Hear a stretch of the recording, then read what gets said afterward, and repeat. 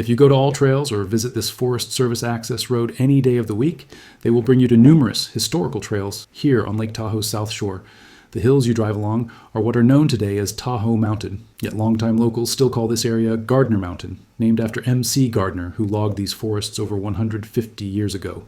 Gardner was a pivotal figure in the development of South Lake Tahoe's logging industry during the late 19th century.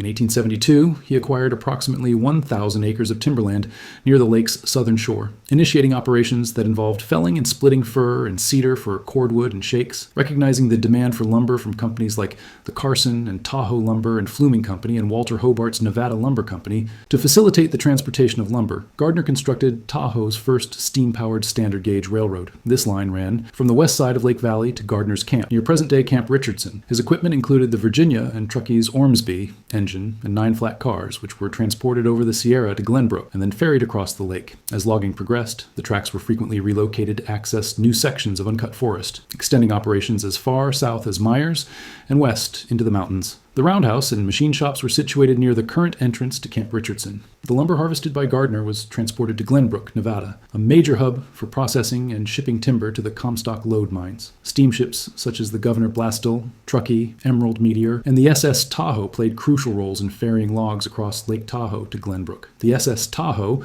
launched in 1896, was the largest of these vessels, measuring 169 feet in length and capable of carrying 200 passengers. Despite his industrious efforts, Gardner faced financial difficulties and was forced into bankruptcy in 1885. His railroad was abandoned and the rolling stock sold. Elias Lucky Baldwin, a prominent investor who had been interested in Gardner's holdings, purchased his land for $4,000. Gardner returned to his ranch in the Carson Valley, where the town of Gardnerville, Nevada, was later named in his honor. Years later, Gardner's daughter, Clara Bell, repurchased a small parcel near the family's former pier in the Camp Richardson area for $3,000. In 1899, she sold this land to William S. Tevis of San Francisco for $6,000. Tevis developed the property into an elaborate summer estate featuring rock gardens, fountains, a waterfall, rolling lawns, and an arboretum with imported trees and shrubs. After the Tevis family's fortune declined during World War I, the estate was acquired by George Pope, whose heirs eventually sold it to the U.S. Forest Service. Gardner's contributions to the logging industry and the development of transportation infrastructure in South Lake Tahoe